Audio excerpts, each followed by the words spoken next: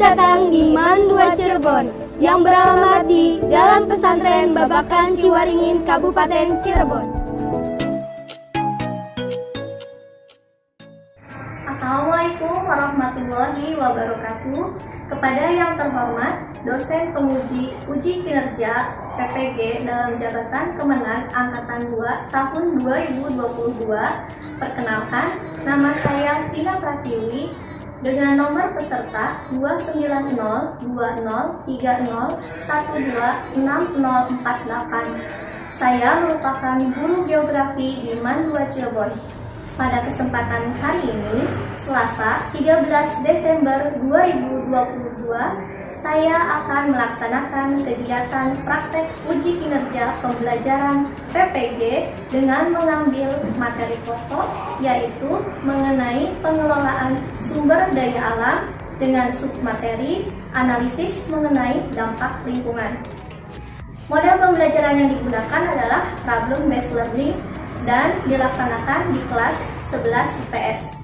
Untuk lebih jelasnya, berikut adalah video pembelajaran yang telah saya lakukan.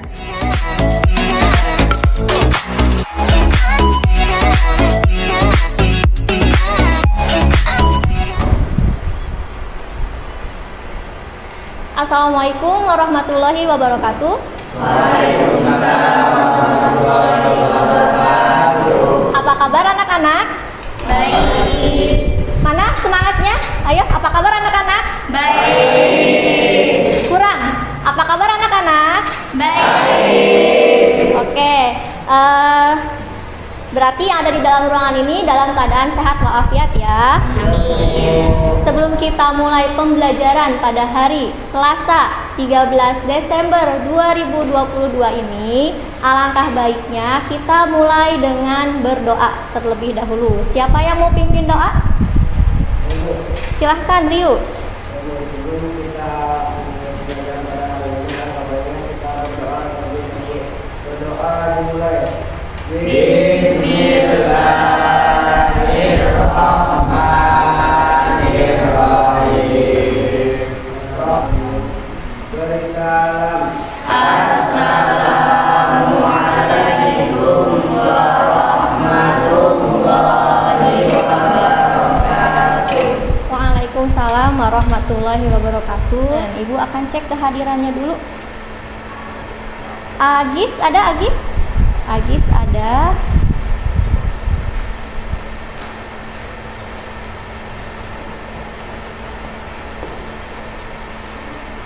Ahmad Sahi. Ahmad Sahi.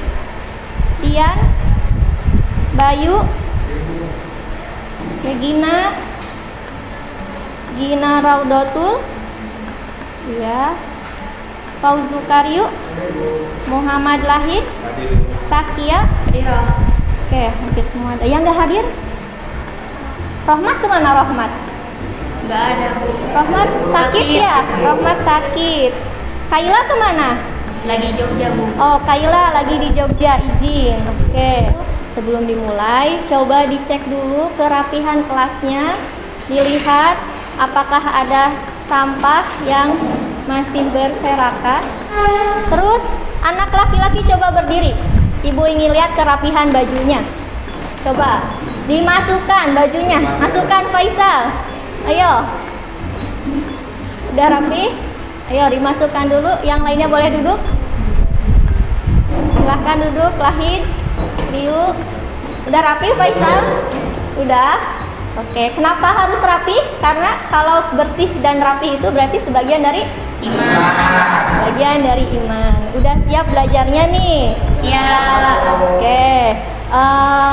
Masih ingat materi minggu kemarin tidak? Tentang apa? Amdal. Amdal mau dibahas sekarang, Riu. Ayo, masih ingat nggak materi yang kemarin? Mengenai potensi sumber daya. Sumber daya apa? Ayo, ingat tidak? Potensi sumber daya alam. Ya, mengenai persebaran sumber daya alamnya. Wah, udah lupa lagi ini. Oke, kalau udah siap belajarnya, Ibu akan tampilkan sesuatu dulu. Kita mulai ya. Jadi kita akan membahas mengenai dampak pembangunan terhadap lingkungan. Ibu ingin tahu gambar apakah itu? Terlihat tidak? Gambar apa? Itu ada sawah. Ini tentang Jangan. apa itu? Hah? Sukseskan IKN. Apa itu IKN? Ayo, apa itu IKN? Ada yang tahu tidak IKN itu apa? Iya, ibu kota negara. Berarti maksud dari gambar tersebut adalah perpindahan ibu kota negara dari Jakarta ke. Ada isu tidak tentang IKN? Apa? Coba silahkan Ryu, apa? Apa isunya Ryu? Dengan dibukanya IKN kira-kira ada dampak positif atau negatifnya? Dampak positifnya yang mungkin ada karena di Jakarta itu udah banyak penduduk. Iya.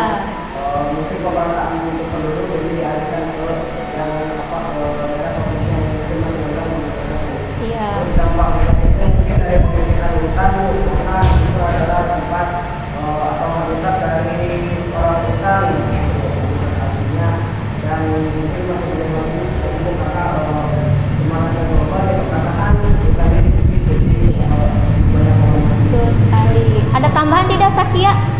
Ya katanya juga karena maksudnya di daerah yang nantinya bakal jadi ibu kota negara baru tuh kemungkinan untuk gempa juga katanya sedikit.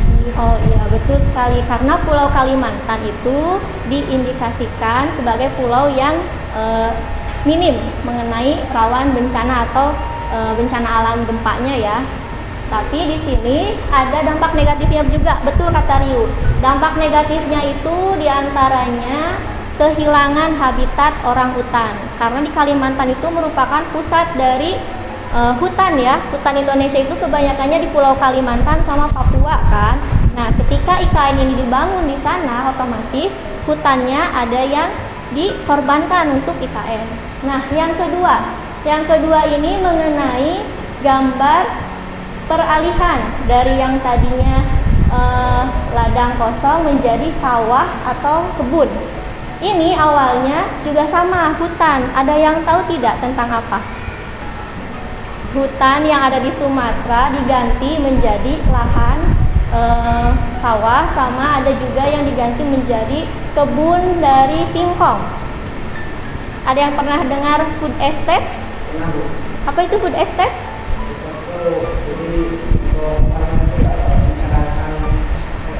Rencanakan apa ayo? Katanya itu Indonesia itu katanya mau kenapa krisis apa bahan pangan. Iya betul, adanya krisis bahan pangan. Dan itu bukan cuma terjadi di Indonesia, tetapi ada di dunia ya. Jadi kenapa diganti? Karena memang Indonesia mempersiapkan diri untuk ketahanan pangan. Nah itu. Kenapa sih kita harus mempelajari ini semua? Harus mengetahui dampak positif dari pembangunan ataupun dampak negatifnya, karena akan berhubungan dengan materi kita yang kali ini apa? Iya, AMDAL, analisis mengenai dampak lingkungan. Siapa tahu di antara kalian ini nanti ke depannya atau saat lulus dari SMA, kuliah atau perguruan tinggi, ada yang akan membuka bisnis di bidang industri. Nah, pembangunan itu termasuk ke dalam industri itu termasuk ke dalam pembangunan. Nah, sehingga ketika kalian membuka industri untuk lowongan pekerjaan di sekitar kalian, kalian sudah menguasai mengenai bagaimana sih caranya menekan dampak negatif dari industri tersebut, karena kalian sudah memahami tentang AMDAL sendiri. Ada yang bisa menjelaskan mengenai AMDAL? AMDAL itu apa? Coba dilihat buku paketnya, silahkan.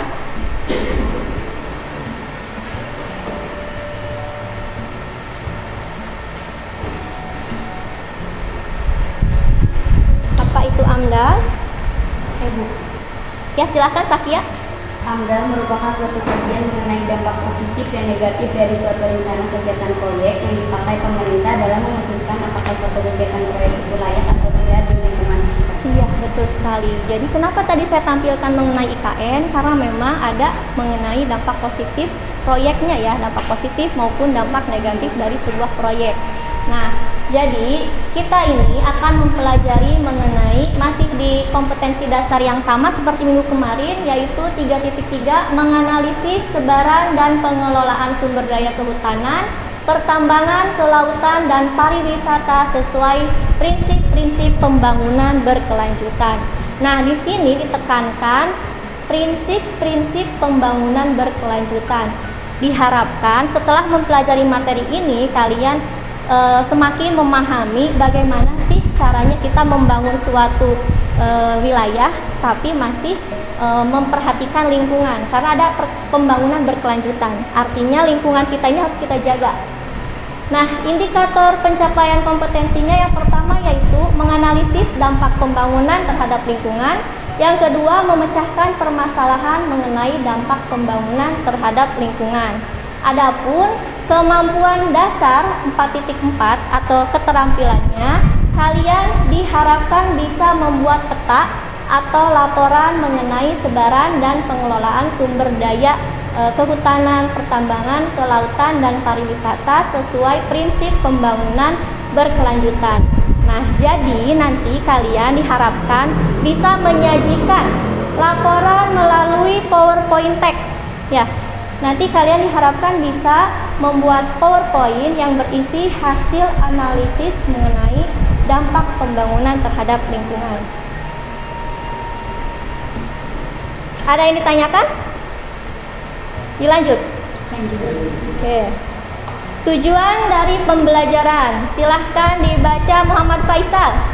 Tujuan pembelajaran, silahkan Lahir. Serta didik diharapkan menganalisis dampak pembangunan industri terhadap lingkungan dengan benar, memecahkan permasalahan mengenai dampak pembangunan terhadap lingkungan dengan baik. Nah, langkah-langkah pembelajaran pada tahapan kali ini yaitu Ibu akan istilahkan dalam model pembelajaran problem based learning ini kita akan belajar mengamati sebuah video yang menampilkan suatu permasalahan. Jadi yang pertama adalah orientasi masalah. Di sini nanti akan ditampilkan video. Yang kedua, mengorganisasi peserta didik untuk belajar, yaitu membuat kalian berdiskusi kelompok. Jadi nanti akan dibagi kelompok. Yang ketiga, membimbing penyelidikan kelompok. Nah, kalian akan menganalisis dan mencari informasi sebelum kalian menyajikan di PowerPoint text. Lalu yang keempat, mengembangkan dan menyajikan hasil karya. Dan yang kelima, menganalisis dan evaluasi proses pemecahan masalah.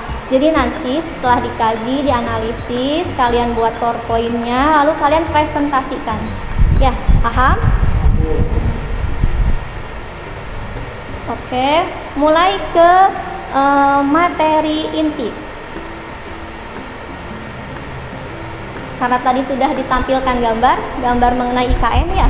Artinya dalam pembangunan pada dasarnya bertujuan untuk kesejahteraan masyarakat di segala bidang yang menyangkut kehidupan manusia. Dampak positifnya apa? Tadi dampak positif dari pembangunan kira-kira?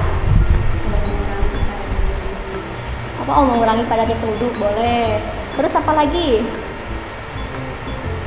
Selain itu pemerataan. Jadi nanti pemerintah itu pusatnya di tengah-tengah ya, di Kalimantan, sehingga diharapkan adanya pemerataan dalam penanganan infrastruktur ataupun penanganan di bidang sosial, ekonomi maupun budayanya. Dampak negatifnya apa tadi yang IKN? Banyak hutan-hutan yang ditebang. Iya, banyak hutan yang ditebang. Selain itu menyebabkan, ketika hutan ditebang menyebabkan longsor, apalagi banjir ya. Jadi akhirnya malah mempunyai dampak lain lagi. Oke, sebelum jauh dalam pembelajaran kita kali ini, Ibu akan putarkan video dan silahkan kalian amati video tersebut.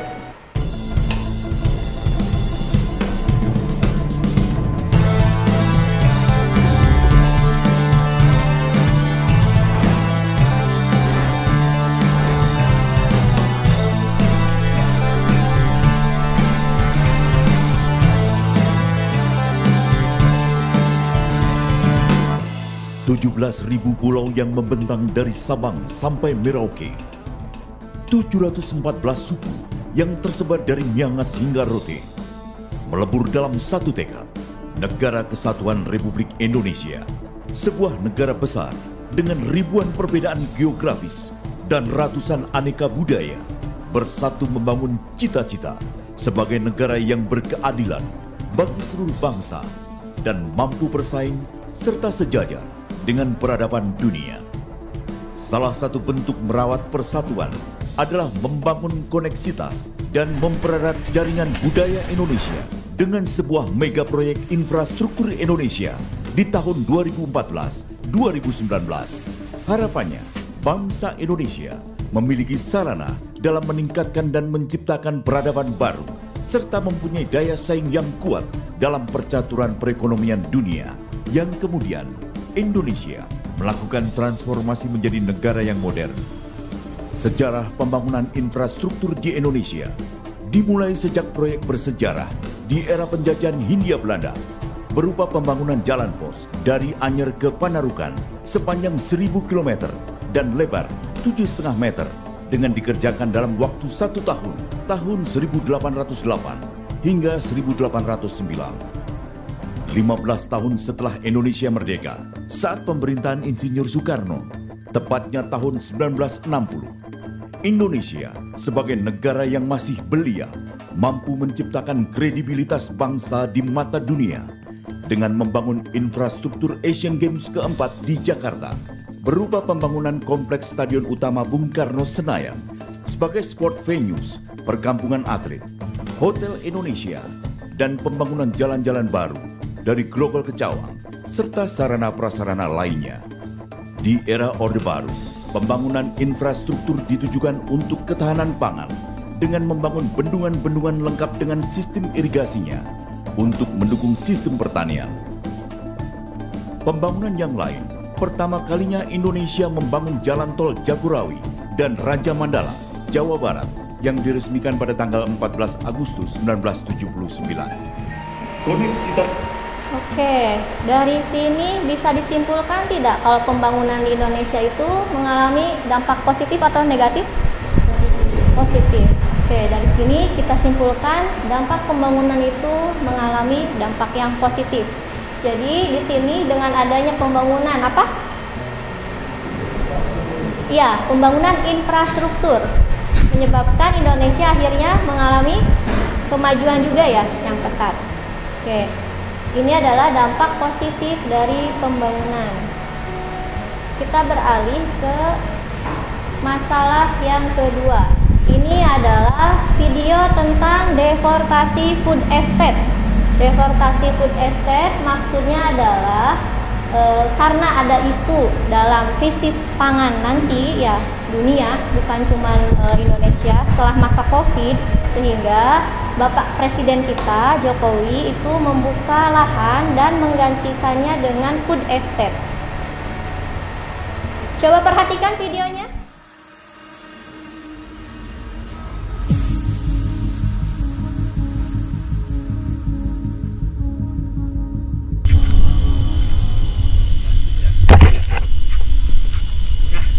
Nah ini pagi kita menemukan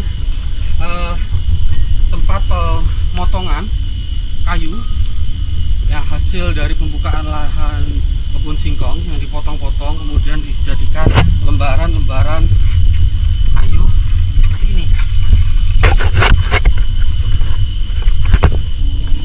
600 hektar hutan gunung mas di Kalimantan Tengah hilang menjadi perkebunan singkong. Areal ini adalah pembukaan hutan untuk 33.750 hektar food estate atau lumbung pangan sebagai bagian dari proyek strategis Presiden Joko Widodo hingga 2024. Bahwa FAO memperingatkan bahwa pandemi COVID-19 ini dapat menyebabkan krisis pangan dunia. Ini hati-hati. Oleh sebab itu, setiap negara, terutama negara-negara produsen beras, akan lebih memprioritaskan kebutuhan mereka sendiri, kebutuhan dalam negeri mereka. Tanpa analisis lingkungan, Kementerian Pertahanan membuka hutan Gunung Mas yang membuat 6 desa terendam banjir. hutan untuk kebun singkong itu adalah hulu 2 sungai, sekaligus habitat orangutan. Pembukaan hutan Gunung Mas juga melepaskan emisi karbon menjadi gas rumah kaca ke atmosfer yang menjadi... Kesimpulan dari video ini apa?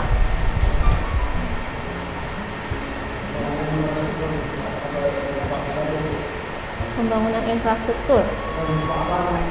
Ayo Pak. Ya, yang lain. Yang lain mana suaranya? Masa dari tadi riuh terus? Coba yang lain. Hah? Silahkan kemukakan kesimpulan dari videonya. Kira-kira apa?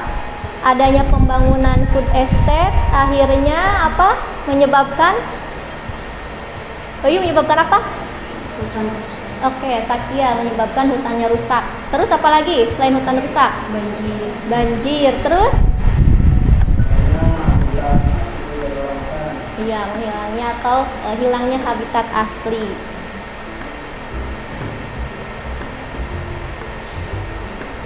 Kalau tadi food estate, satu lagi video tentang IKN yang tadi sudah kita bahas di awal mengenai ibu kota negara. Kabupaten Penajam Pasar Utara dan Kutai Kertanegara di Kalimantan Timur telah ditetapkan menjadi wilayah ibu kota baru dengan nama Nusantara. Penetapannya berlangsung dengan cepat dan menimbulkan sejumlah pertanyaan. Apakah pembangunan kota seluas 256.000 hektar di tengah hutan Kalimantan ini akan mengganggu konservasi? Sebanyak apa pohon yang akan ditebangi? Apakah lokasi tersebut sudah benar-benar ideal? Lalu apakah lingkungan di sekitarnya tidak akan terganggu? Pertanyaan tersebut baru akan terjawab seiring waktu. Namun, kajian lingkungan hidup strategis yang dilakukan pemerintah terhadap wilayah ibu kota baru sejatinya telah menemukan 4 masalah utama. Pertama, masalah keterbatasan suplai air baku atau air bersih. Kedua, wilayah ibu kota Nusantara dan sekitarnya merupakan habitat dan ruang jelajah sejumlah spesies seperti orangutan, bekantan, beruang madu, pesut, juga dugong. Ketiga, masih ditemukan sekurangnya 109 lubang bekas tambang yang memerlukan penanganan lebih lanjut. Keempat, Kalimantan Timur memiliki ecological footprint atau jejak ekologi yang tinggi di Kalimantan sehingga pembangunan kota baru mengancam kelestarian ekologis. Coba siapa yang bisa menyimpulkan video yang ketiga?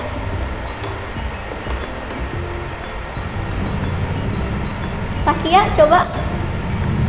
Simpulannya risiko dampak lingkungan IKN itu kayak memberikan banyak, enggak terlalu banyak tapi ada dampak negatifnya. Kayak Ada dampak negatif. Sungai airnya juga menurun, terus kayak mengganggu habitat kayak fauna, kayak asli. Apalagi kan tadi katanya ditemukan 109 lubang bekas pertambangan yang harus diperbaiki. Iya, betul. Memberikan membuat lahan dampaknya juga membuat lahan kering, nanti takut hutan terbakar dan sebagainya. Iya, jadi memang memiliki dampak ya atau resiko tersendiri. Tapi ternyata pernyataan yang terakhir itu menyebutkan ini merupakan suatu tantangan dan memang katanya sudah dikaji. Makanya proyek IKN ini masih tetap berlanjut ya. Nah, coba kalian lihat buku paketnya. Kita ini akan masuk ke materi intinya ya. Jadi ini merupakan suatu permasalahan-permasalahan yang muncul dari dampak pembangunan tersebut yang memang kalau misalnya dikategorikan pembangunan itu merupakan tujuannya dasarnya untuk mensejahterakan kehidupan masyarakat di Indonesia sebenarnya.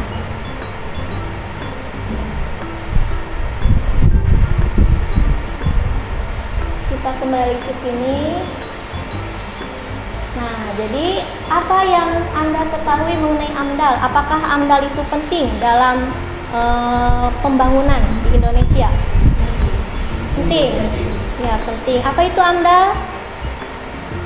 Coba AMDAL itu, Dian, AMDAL apa, Dian?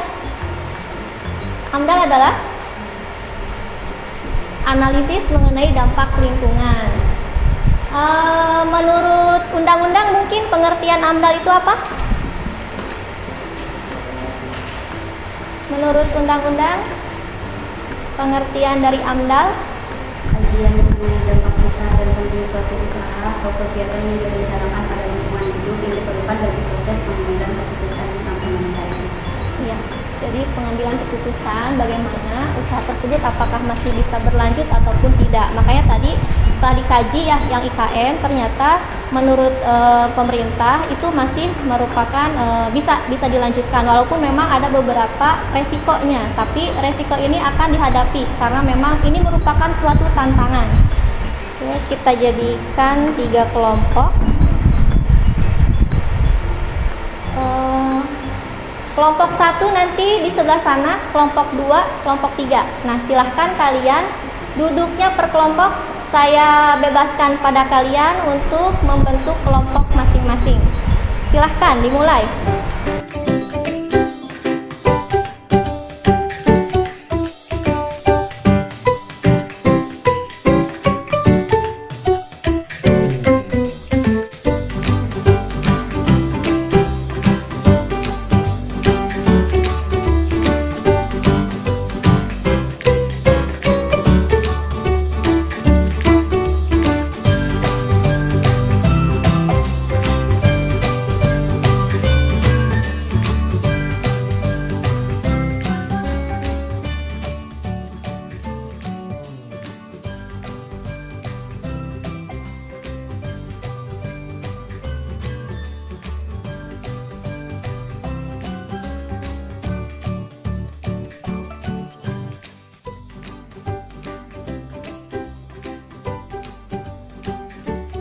Saya perwakilan dari kelompok 1 ingin menjelaskan tentang industri genteng di rumah juga. Solusi dari dampak negatifnya, coba dilihat apa solusinya?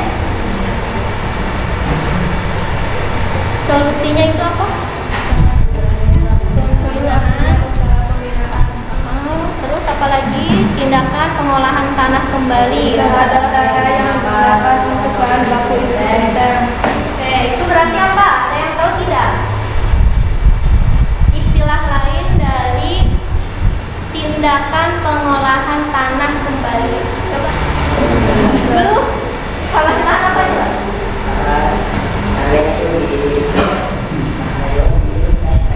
Iya, tambah lagi ya. Sehingga tanah tersebut tidak terbuka seperti itu saja, tidak meninggalkan bekas galian. Itu reklamasi lahan. Oke, silakan ada tanggapan tidak dari kelompok 2 dan kelompok 3? Ada pertanyaan mungkin atau ada penambahan solusi kira-kira apa saja? Silakan Riu. Oh, pertanyaan. Jadi kan apa namanya ya industri pangan itu membutuhkan bahan baku ya. Bahan baku itu adalah tanah liat. Tanah liat. Nah, ketika suatu negara atau perusahaan itu mungkin di situ itu sudah kualitas atau isu. Apakah industrinya itu akan terbengkalai atau pindah kemana gitu?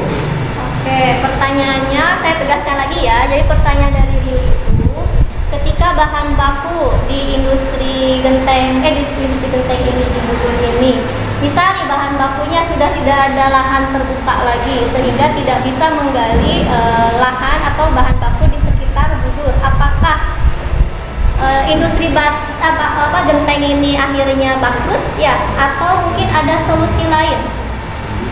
Silakan bahan bakunya, mengenai bahan baku. Jadi bagaimana nih?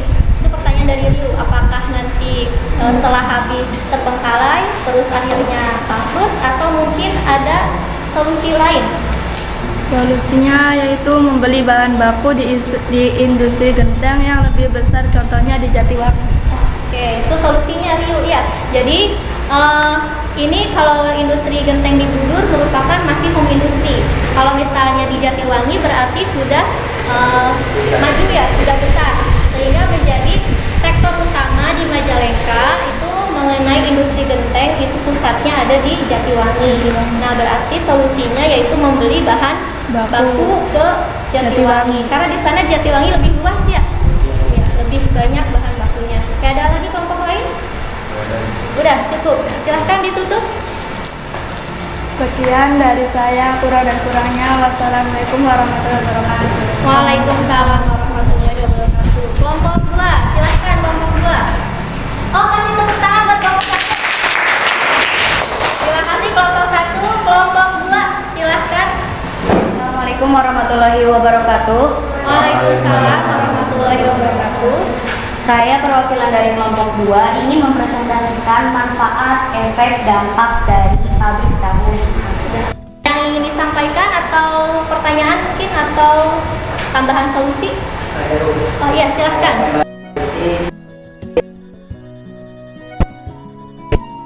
Dibuatkan sudah memasak lebih tinggi supaya tidak mengganggu masyarakat. Ya, betul. Karena memang diantaranya selain limbah yang dibuang ke sungai, ada juga uapnya ya atau asap dari hasil olahan tahu tersebut. Makanya katanya kata kelompok 3 lebih baik dibuat cerobong asap lebih tinggi supaya tidak mencemari lingkungan masyarakat di Desa Cisambang. Ya. Terima kasih kelompok 3. Ada lagi mungkin kelompok 1 mungkin ada yang ditanyakan? Nggak ada?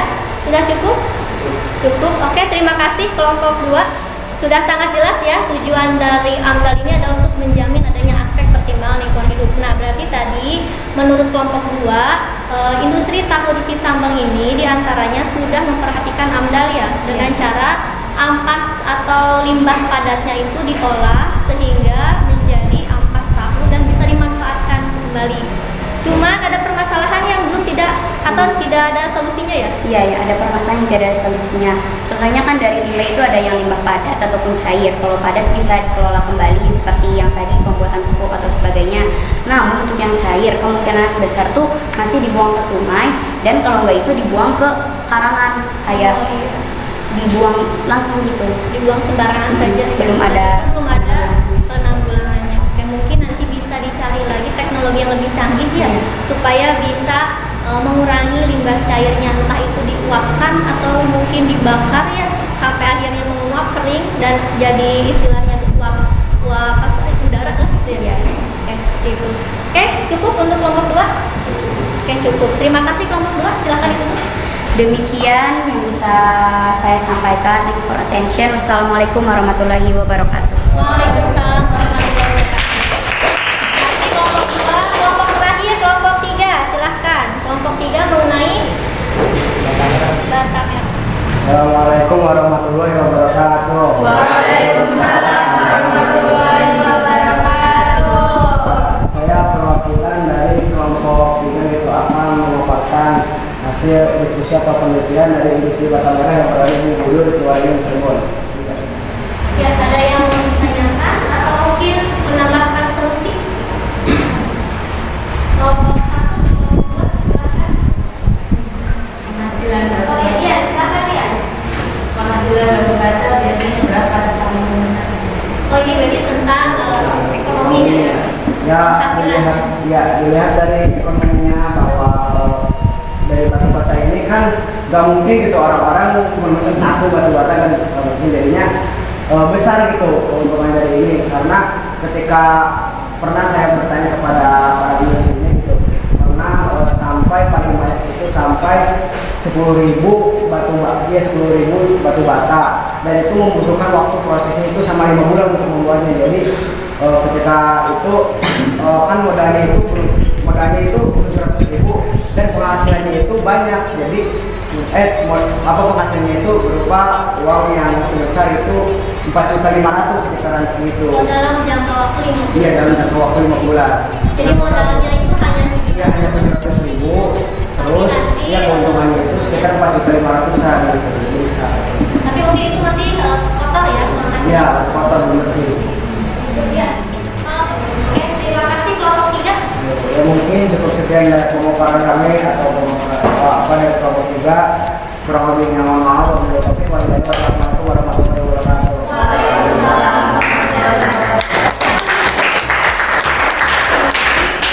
Jadi kita simpulkan kembali ya. Berarti kelompok 1, kelompok 2 sama kelompok 3 sudah mempresentasikan hasil diskusinya dan itu pasti menurut sumber yang kalian cari kan ya, nggak asal menjawab itu saja ya, sampai ada ditemukan mengenai lalu mengenai apa tahu itu ternyata diolah kembali ya limbah padatnya, sehingga tidak menghasilkan dampak negatif yang terlalu mencolok gitu, sampai akhirnya diredam. Nah, oke. Kelompok 1, kelompok 2, dan kelompok 3, terima kasih atas presentasinya. Bagus semua ya. Kerusakan lingkungan jika kita tidak memperhatikan bagaimana sih dampaknya. Nah, di sini ada dijelaskan Quran surat 1 ya, mengenai bagaimana sih artinya itu adalah nampak kerusakan di darat dan di laut disebabkan karena perbuatan tangan manusia. Di antaranya itu mereka itu membangun sebuah industri karena memang dalam tahap pembangunan. Bagaimana perasaannya belajar geografi? Seru. Oke. Menurut kelompok Sakia seru. Kalau kelompok 1 gimana? Senang, seru. Bener nih, senang, seru. Ada hikmah tidak dalam mempelajari AMDAL ini? Ada. Ya, jadi ternyata dalam setiap pembangunan ada dampak positif dan dampak negatif. Dan ketika muncul dampak negatif, kita harus berusaha meminimalisir dampak tersebut supaya tidak menyebabkan kerusakan lingkungan. Dengan cara apa? Mengkaji AMDAL-nya itu ya. Oke. Nah, karena kalian katanya merasa senang, berarti sudah menemukan atau sudah tahu ya bagaimana, atau sudah sampai nih materinya, sudah sampai ke kalian. Ibu ingin kalian menjawab pertanyaan-pertanyaan dari Ibu. Mana tadi? Sudah, silakan Ibu keluar. LHP-nya juga. LHP-nya juga, silakan. Terus duduknya kembali ke tempat semula.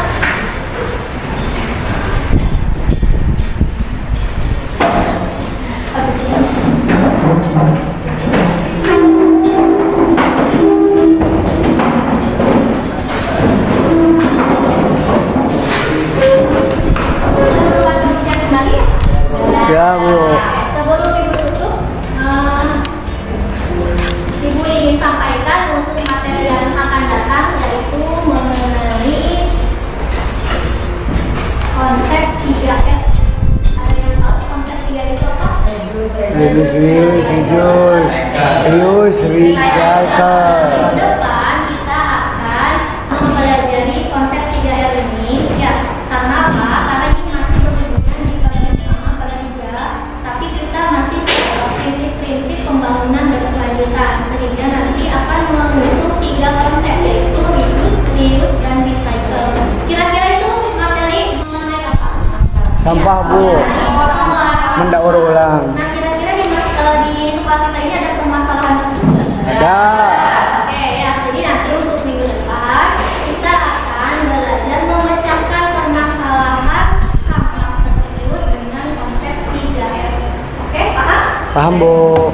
Paham? Kalau begitu, untuk memantapkan kalian dalam konsep 3R, silakan Ibu buka bukunya halaman 150 dan kalian baca mengenai konsep 3R, lalu kalian rangkum inti dari 3R tersebut di buku catatan masing-masing. Oke, Bu. Itu tugas mandiri dikerjakan oleh kalian sendiri ya, individu. Oke, setelah itu nanti Ibu akan tanyakan. Oke. Dan terakhir pembelajaran kita kali ini sebelum kita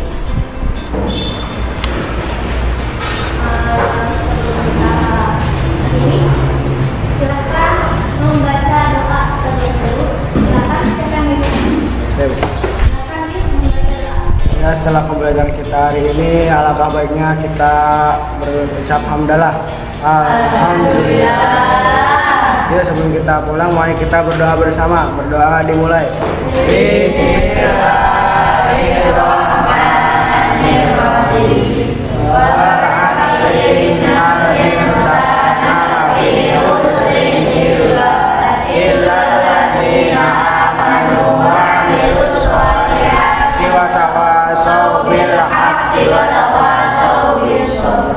Beri salam. Assalamualaikum warahmatullahi wabarakatuh. Waalaikumsalam warahmatullahi wabarakatuh. Sampai ketemu minggu depan ya. Yo.